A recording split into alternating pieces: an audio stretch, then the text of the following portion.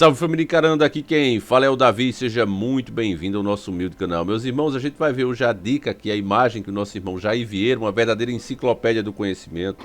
E fica sempre um agradecimento a esse irmão de fé e batalha, mas quem assistiu nossos vídeos sobre a origem da maçonaria, o que é que eles adoram, alguns vídeos desses ainda permanecem no ar. E quem assistiu vai compreender melhor. Para quem está chegando agora, Gadu seria a entidade que eles adoram. Você vê que entre o símbolo deles, né, que é o compasso, tem um G, e esse G seria de Gadu.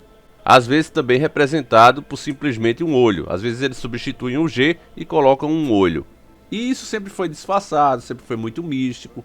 Mas nós temos vídeos aqui no canal de pessoas que se dizem maçons, explicando que eles acreditam que esse Gadu teria os cascos de boi, teria a cabeça de bode. E ele até explica, né? É este vídeo aí que você está vendo, né? O maçom explica como seria essa tal entidade. Escamas que estão ali representando a água.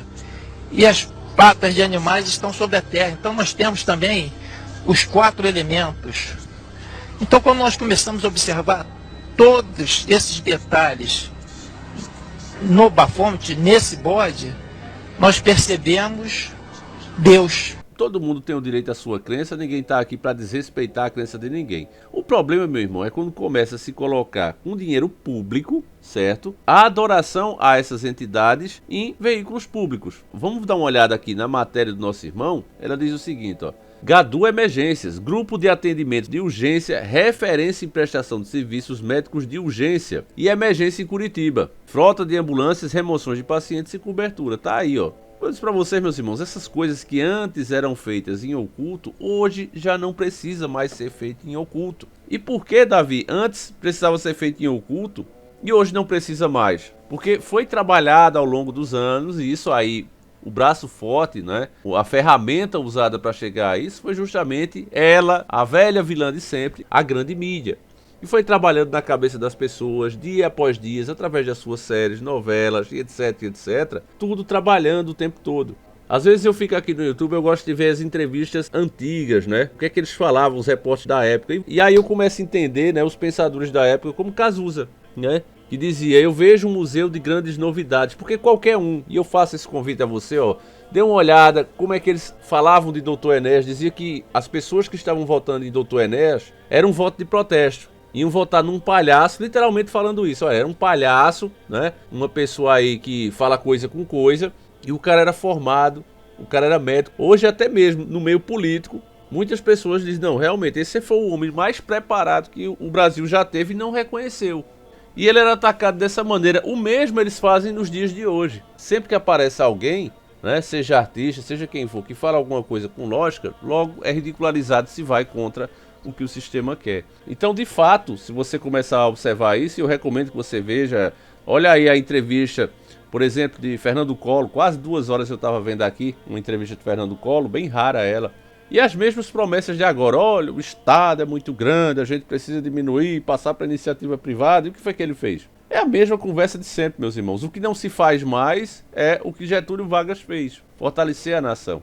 Em contrapartida, quanto mais o Estado perde força, quanto mais ele literalmente encolhe, ele fica mais endividado e obrigado a cobrar mais imposto, já que ele não diminui o seu tamanho real. Ele diminui, o que eles falam em Estado mínimo é diminuir as fontes de renda do Estado, mas eles não diminuem o tamanho desse Estado. Eles são o Estado, os políticos são o Estado. Você não vê o número de parlamentares diminuir nunca, só aumenta cada ano. Então, se é assim, como é que paga o salário de tantas pessoas e regalias que estão entre as maiores do mundo? Como é que paga isso? É literalmente aumentando imposto e se vendendo a justamente essa iniciativa privada.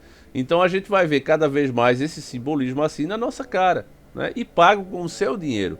O próprio símbolo aqui, que é o da medicina, de socorro e tudo, você vê ali uma cobra, né, enrolada em um bastão. Esse tipo de bastão aqui, que é uma vara, né? E você vê que ele é um objeto muito importante para Deus, que inclusive era com ele que Moisés usava para fazer os milagres, né? Aqueles milagres como abrir o mar, ele bateu no chão, transformar a água em sangue, as pragas de gafanhoto, tudo com aquele cajado ali na mão, né? O nome correto é esse, o cajado de Moisés. Então, você vê que esse cajado aqui, pelo símbolo, ele está dominado pela serpente. E a serpente, pelo livro de Gênesis, é o quê? Ela é uma das formas dele que sempre foi mentiroso. Pra gente entender melhor isso aqui, meu irmão, que tá em tudo, né? Embora eles falem assim, não, ó, esse grupo aí, por exemplo, com os donos do mundo, né? Os Illuminati, não, esse grupo aí sumiu. Isso aí era coisa de fanático que fica falando hoje em dia. Mas você vê o simbolismo dos caras sendo aplicado nas obras de hoje. Na principal moeda do mundo, que é o dólar, não tem como negar isso. Na sua nota de $1, tudo começa com um primeiro, tem logo lá o símbolo dos caras. Então como é que eles sumiram e o símbolo tá até hoje? Não faz sentido. Agora, se você recorrer às escrituras, você começa a entender. Mateus 4, 1, 11. Veja que tem um 11 aqui. Veja como é importante. Depois, o diabo levou Jesus para um monte alto, muito alto. Mostrou-lhe todos os reinos do mundo e as suas grandezas, e disse, eu lhe darei tudo isso se você se ajoelhar e me adorar. Quer dizer, vamos entender isso aqui. Claro que Jesus o repreendeu, né? Disse, vá embora. As escrituras sagradas afirmam, adore o Senhor Deus e sirva somente a Ele. E com essa ele foi embora. Mas entenda o que ele disse. Ele levou Jesus para um monte muito alto, onde ele poderia ver tudo, o mundo inteiro, e disse-lhe, todos os reinos do mundo e as suas grandezas me pertencem. Eu lhe darei tudo isso se você se ajoelhar e me adorar. Então veja, meu irmão, que o inimigo ele faz de tudo. Ele é capaz de lhe dar tudo para que você o adore. A sua adoração é o que o fortalece. Eu tenho uma teoria para isso, eu já falei aqui. Acredito que esses anjos, ele era um anjo. Quando ele perdeu a proteção de Deus, ele agora não tem mais como ser recarregado. Embora seja imortal, não pode falecer simplesmente, ele precisa da energia de Deus para ter forças. E Deus não vai dar mais essa energia a ele. Deus é a fonte de tudo. Então, quem pode ter um pouco dessa energia que foi dada pelo próprio Criador? São os seres humanos. E essa energia é sugada, ela passa para ele a partir do momento que a pessoa deixa ele entrar na sua vida. Então, como Jesus carregava muita energia, era o filho do próprio Deus, ele ofereceu todas as riquezas do mundo em troca dessa energia. Veja como é importante para ele. E outra coisa que a gente não pode esquecer é que ele é mentiroso e homicida desde o começo. Isso quer dizer que ele só fala mentiras? Ele fala meias verdades também, meu irmão. Quando ele disse, tudo isso aqui me pertence, quando ele oferece, olha, eu te dou tudo isso, quer dizer que é dele. Mas de fato não é dele, ele se apoderou dessas coisas. Mas é fato que está na mão dele. Então, ele é mentiroso, sempre tem que ter mentira, não é dele. Um ladrão não é dono do seu carro porque ele roubou. Ele está na posse do ladrão, mas o carro continua sendo seu. Então Deus fez todas as coisas. Tudo pertence ao próprio Deus, inclusive nós. Mas chegou um ladrão e se apossou e diz que é o dono. Mas na hora certa, vocês sabem o que acontece. A casa um dia sempre cai. E a casa dele vai cair. Mas no momento, essas coisas, todas essas riquezas, esses bens pertencem a eles. É fato, família. É por isso essa mesma é a resposta. Muita gente pergunta, por que Enéas era maçom, Davi? Um cara tão povo, né? Um cara tão nacionalista, com ideias tão boas para o povo. Por que é que ele fazia parte? Algumas portas, meu irmão, algumas chances você só tem se você entrar. Agora é aquela questão. Tem a diferença do homem que vai para uma igreja, levanta a mão, mas no outro dia tá lá forrosando, tá fazendo as mesmas coisas de sempre. E tem aquele, o devoto.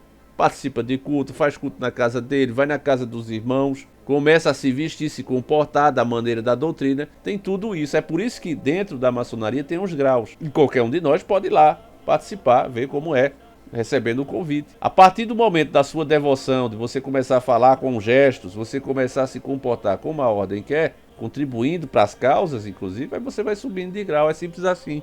Mas as pessoas querem comparar uma pessoa que simplesmente frequenta com uma pessoa que realmente faz parte e contribui para a ordem. Então tem que saber separar as coisas. O extremismo, meus irmãos, é a pior coisa que existe. Se a gente for levar para o extremismo, a gente tem que dizer também que o próprio Jesus Cristo, o Messias, andava em casa de prostituição, né? Porque ele entrou nesses lugares. Esse foi inclusive um dos motivos que fez muitas pessoas da época ter ódio por ele. Como é que um homem diz que é representante de Deus, é um homem de Deus, e entra em um lugar como esse, que eu mesmo não tenho coragem, eu sou um homem de bem, eu não entro num canto desse. E Jesus entrou.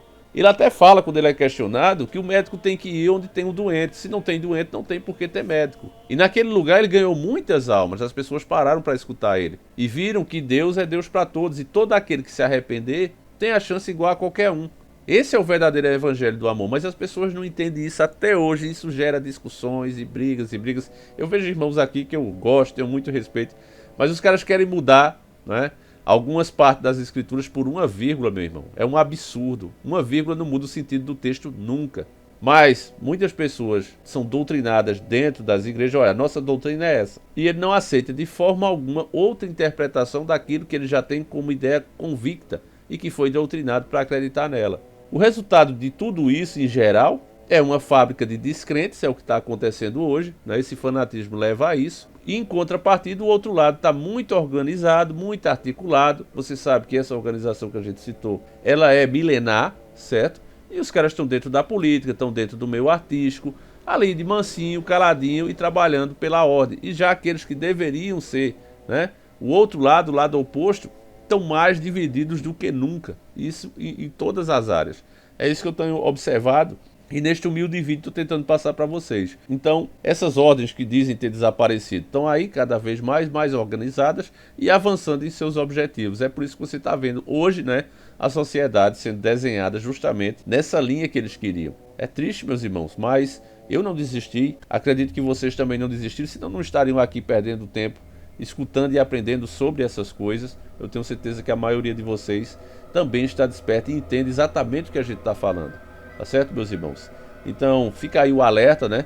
Tá crescendo cada vez mais o uso de dinheiro público para fortalecer essas crenças e essas ideias.